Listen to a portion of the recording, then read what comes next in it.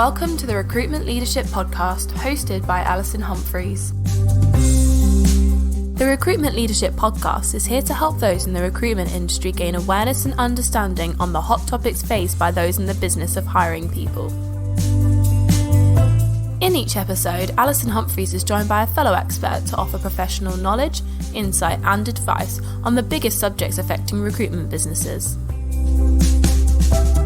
It's the podcast to listen to for recruitment business frontrunners seeking expert information from industry-leading advisors. Welcome to the Recruitment Leadership Podcast.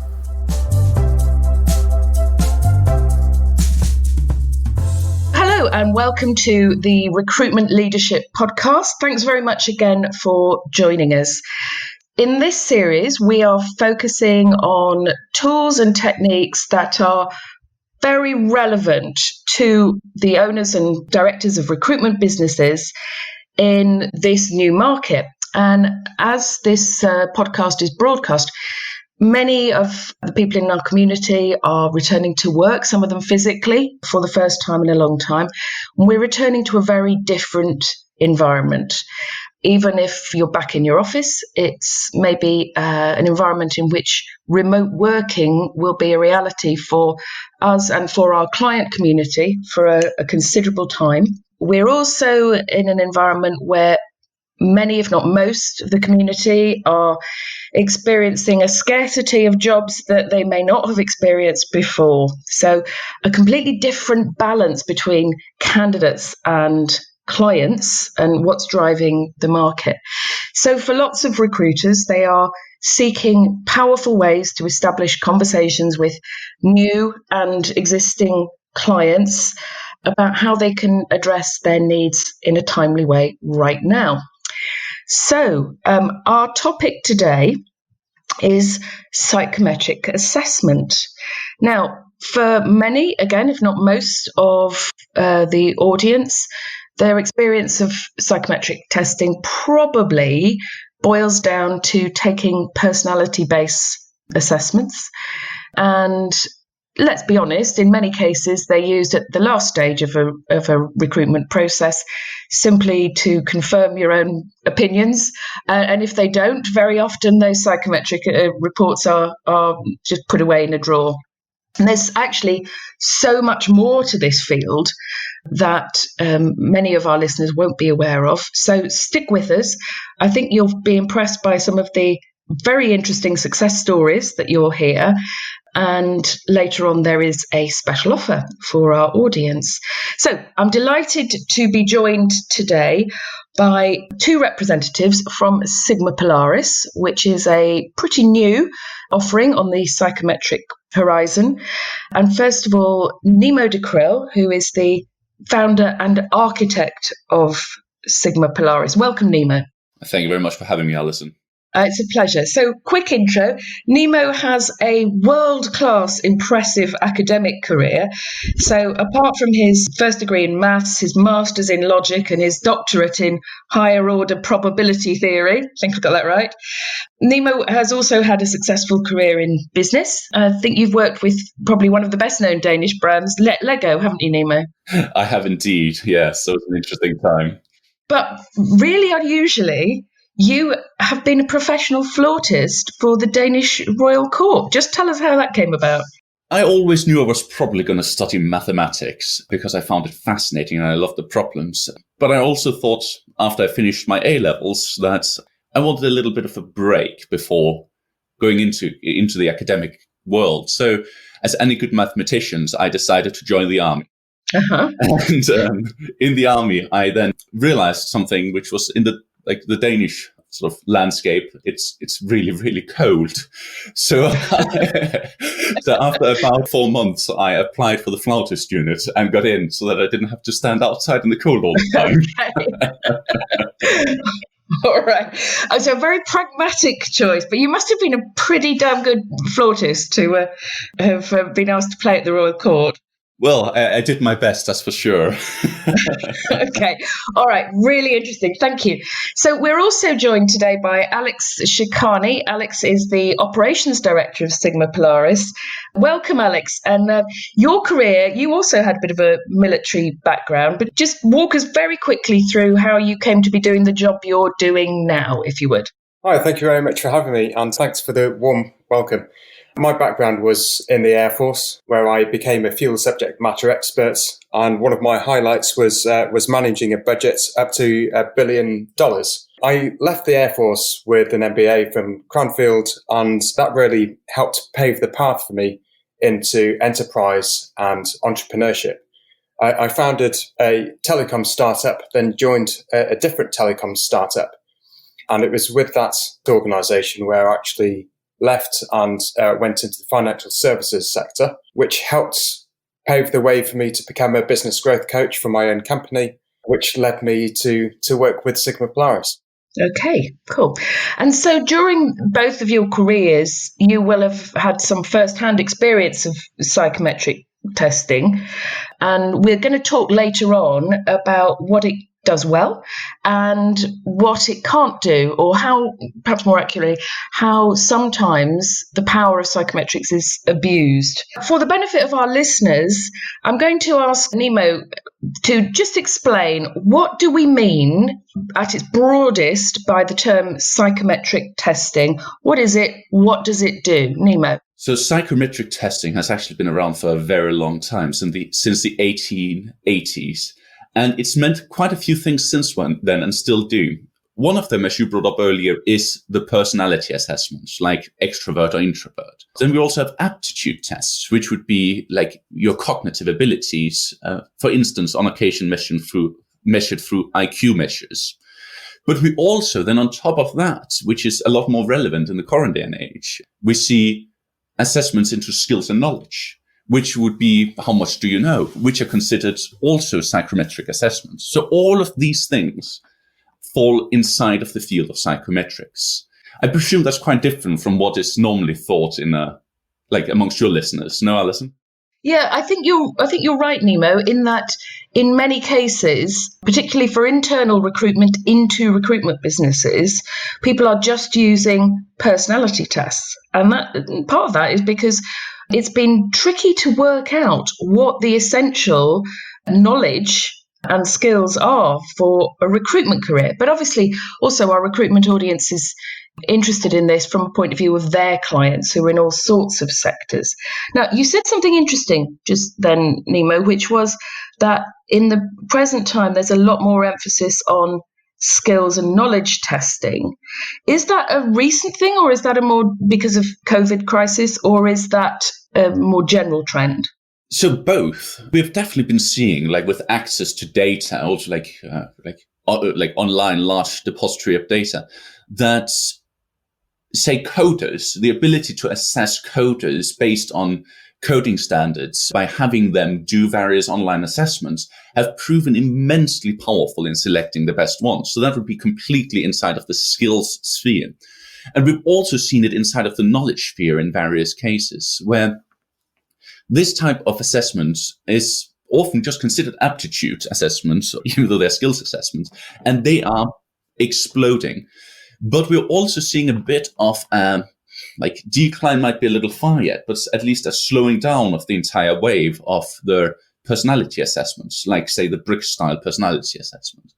And the primary reason for that is that one thing they have always lacked has been an ability to prove that they increase performance. In the sense, they give some really good insights, and many people get the aha moments when they get their own profiles, as I'm sure you've also experienced yourself.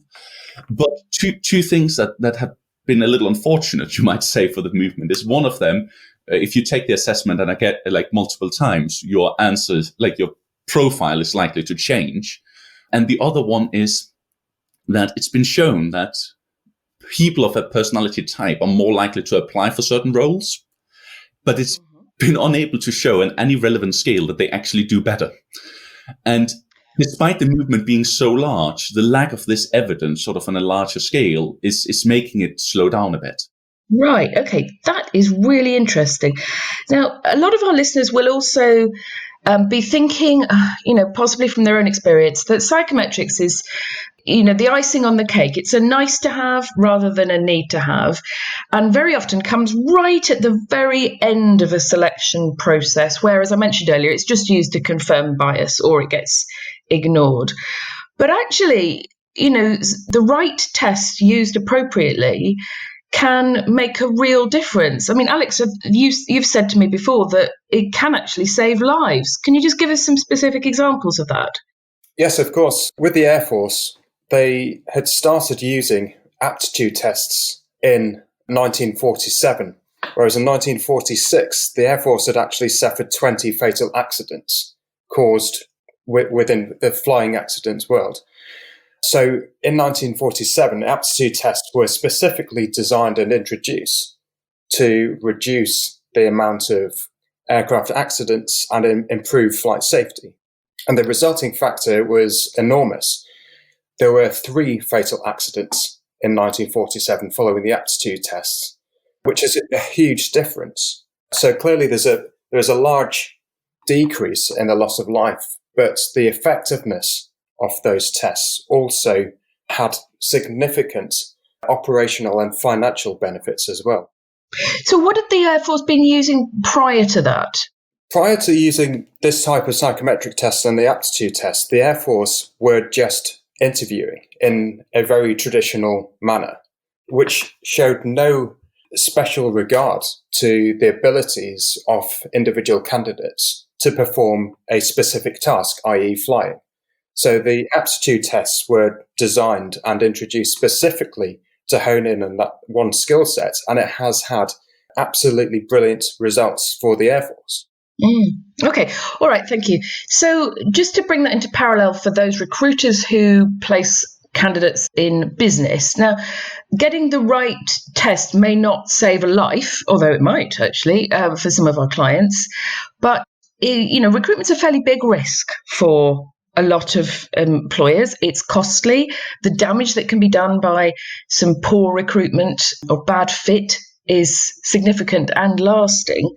And so while it might not be about saving lives, involving a test at the right stage, the right test, and using the results correctly can make a significant contribution to the success of that placement, and indeed gives you a great objective measure of your own recruitment services as well to back those up. Okay, so guys, you've obviously had a lot of exposure to psychometrics and clearly the research piece behind it. Nemo, what led you to identify that there was a need for a new kind of test? What is the gap that Sigma Polaris now addresses? Well, I think that's a good question. And I think we can actually tie that a little bit into what we just spoke about, because it's the ability to find the right people in an efficient way with some measurable, that's the metric bit of psychometric assessments.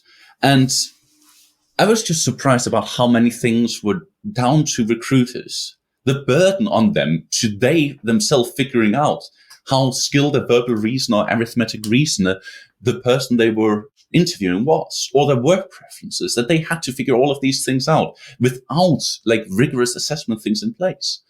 And I realized that this tool could be extremely powerful for them. And when we're talking about right now, thematically, when you said this could almost save lives, first of all, cost, as you say, and then the risk and all of these things, being able to find the right people a lot faster and more efficiently. You save loads of money and heartache for sure. LinkedIn put out a study that showed that the wrong hire at 40k salary could cost a company up towards 180,000. But also at this point in time, you don't want to send loads of candidates to then be interviewed. You want to send the right candidates. Employers want you to send the right candidates. They will care more than ever that you don't send them 10 candidates, that you send them 2 or 3, which means they want confidence as well, that you have done your due diligence. And it's not fair for a recruiter who has no maths background potentially to assess a coder's arithmetic reasoning abilities. So being able to give them this tool so they can go to an employer and say, these people are the 3 people you want to talk with. And we have strong reasons that go beyond just what they said on their LinkedIn and CV to believe they're going to be the right people. That will potentially save lives. Okay, right. So I can't emphasize this enough. The REC Jobs Outlook that's just been released points out that we have had the quickest increase in candidate availability since the dark days of July 2009. So we are in a different place here. We need to be able to rapidly prioritize candidates for roles and pick off those who display the best aptitude in an objective way. First off. And on top of that, though, we need to make sure that whatever testing or stages are introduced, that they aren't impacting hugely on cost for a recruiter in the current market, because, the reality is that most recruitment business owners are really concerned about their financial standing. So tell us a little bit more about the product and what it does particularly well that perhaps hasn't been properly addressed before. Nemo. Certainly. So we were in conversation with Vodafone, where they have a very, very large number of applicants. Let's just say that, because I cannot go into too much detail. But they estimated that by putting an assessment such as ours in the beginning of that candidate funnel, to wean it down from the very large number into a tangible amount that they can speak with, they could save up to 90% of their time in their screening. And that's the thing we're seeing. When we're seeing, we had some studies showed over 110 CVs per position before this entire crisis. Now, as you say, it's drastically increasing.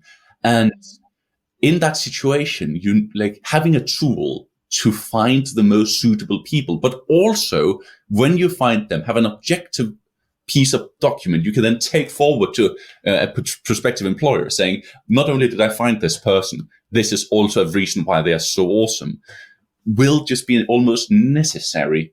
Or you will have to do the good old, put them in chronological order and don't actually assess half of them, which would be a massive loss of talent. Okay. So despite what I'm saying about candidate availability, it's also really important that candidates are willing and able to undertake any test, particularly if, as you say, you want to introduce it at the beginning of a recruitment funnel rather than at the end. So engagement with the candidate at that point tends to be lower, and any hurdles that you put in their place will tend to put more people off.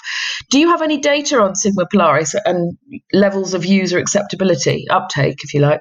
Yes, sure. We've got some really good information and insights into how engaging candidates find our assessments. So we know, for instance, that 85% of candidates that start our assessments complete it, which is higher than the traditional success rate of submitting a CV and a tailored letter of introduction, for example. We also know that about half of the people that end up shortlisted and being interviewed actually get offered a job as well, which is much higher than the standard route through, say, traditional recruitment processes. Can you give us a specific example of where a recruiter has used this test to get higher levels of offers? Because at the end of the day, that's what makes a recruiter more money. So do you have a specific? Well, I think Nemo is probably the best place to answer that one.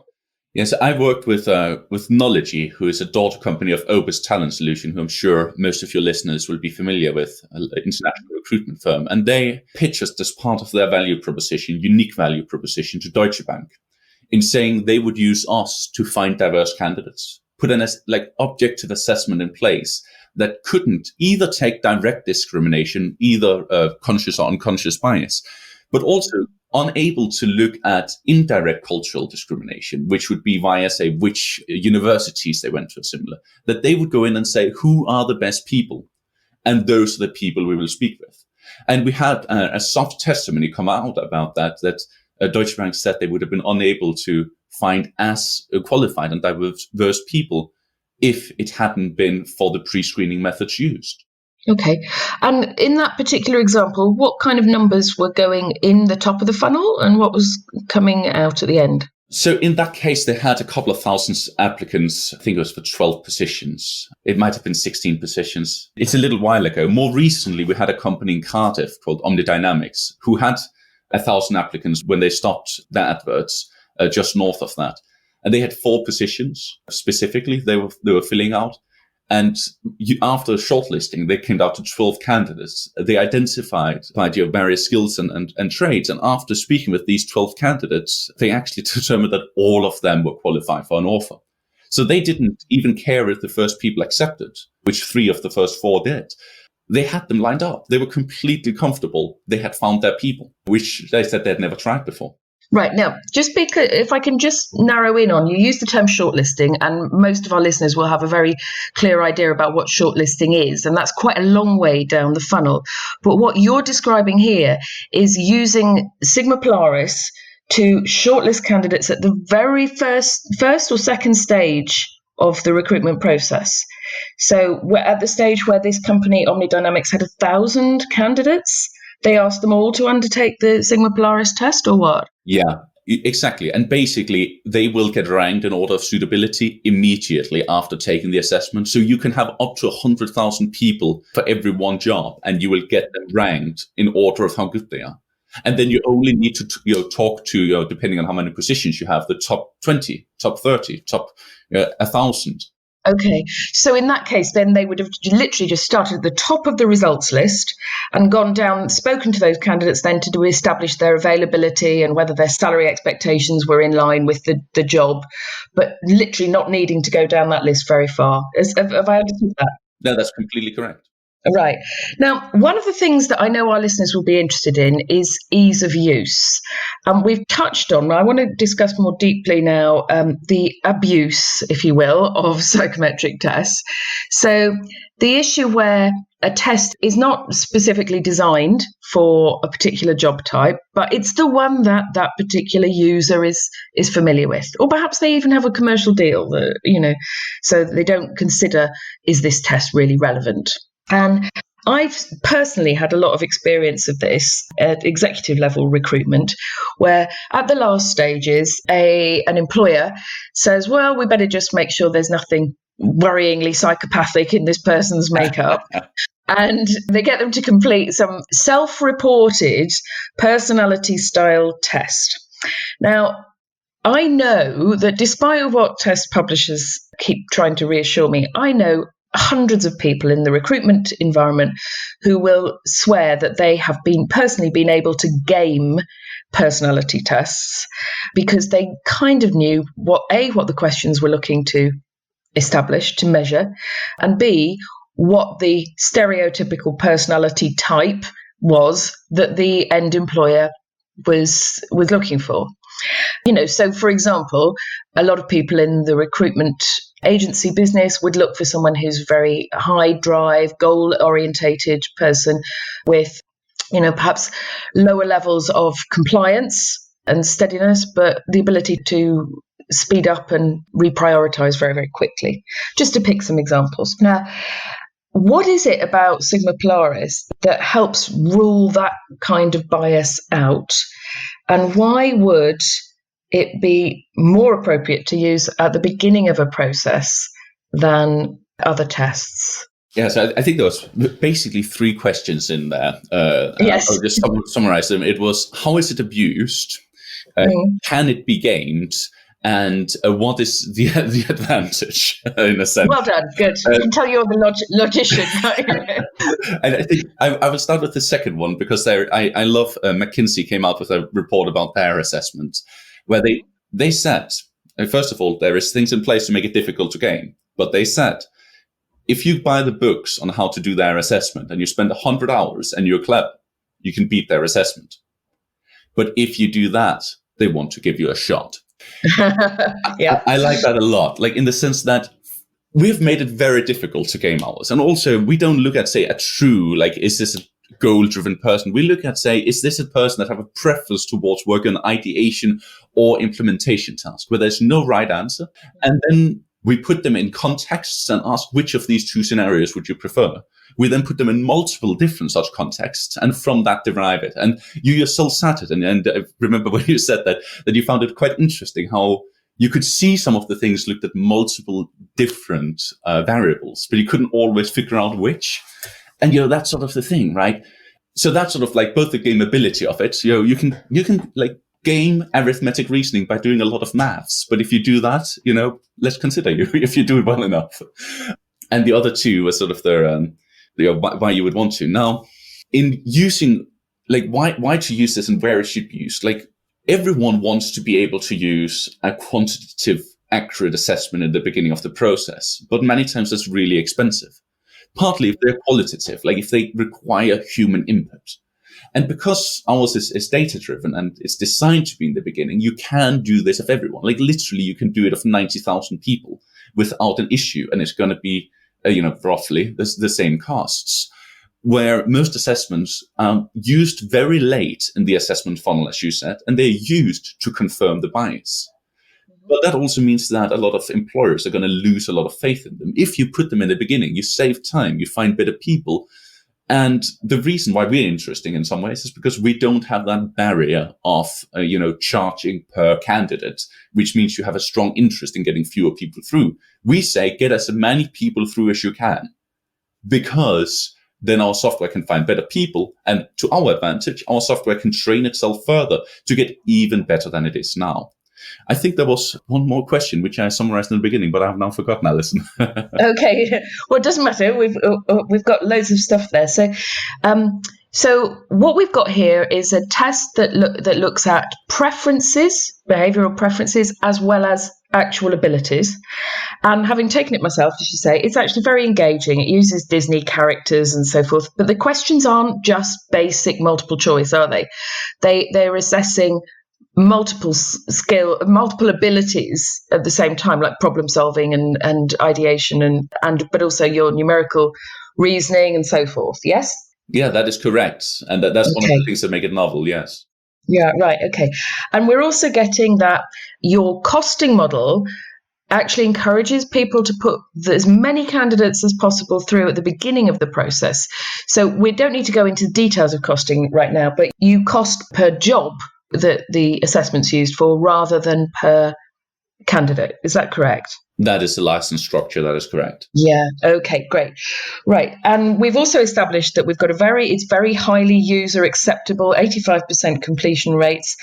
And this is particularly relevant in a market where many of our recruiter audience are going to be, frankly, dealing with far more candidates when fewer jobs than they have done previously. So those are all powerful differentiators. One of the things that we touched on earlier was that tests get abused because unsuitable tests are applied to candidates in job situations because they're just familiar to the user. So how does Sigma Polaris address that? How do you make it suitable for all types of jobs, Nemo? No, I think that's a really good question. One of the things we do is the way our profiles are portrayed is basically how people are positioned relative to others. So say if you get 90 in a preference towards solo or teamwork, it means that you have you are in the top 10% of the people who prefer teamwork the most, which people can then just use as a sort of their life experience and be like, okay, that means in my high school class of 30 people, they would be amongst the 3 people that preferred it the most. Okay, that's roughly going to be that much. Then every single job, you basically tailor a job profile to what you're looking for based on roughly what you think you want from a person. And based on that, it recalibrates and changes the ranking. So if you put arithmetic reasoning higher, that may put some people higher because all of a sudden their high score in that is now more important. So you can tailor it to each individual job. Right. Okay. Now, and that's an important conversation to have with between the recruiter and the client, isn't it?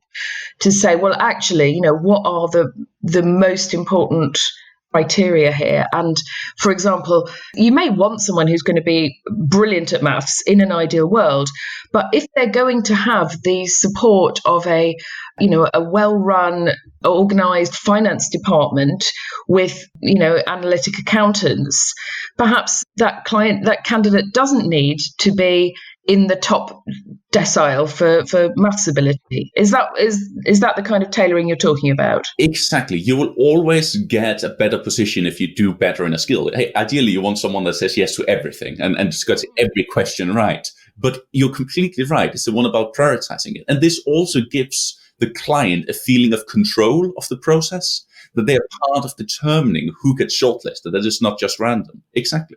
Yeah. And in fact, in an ideal world, particularly for strategic appointments, it can be really useful for the recruiter to have that conversation with 3 or 4 stakeholders in the position, because sometimes, what they are looking for turns out, say what the finance director is looking for from a new MD is completely different from what the director of sales is looking for from a new MD.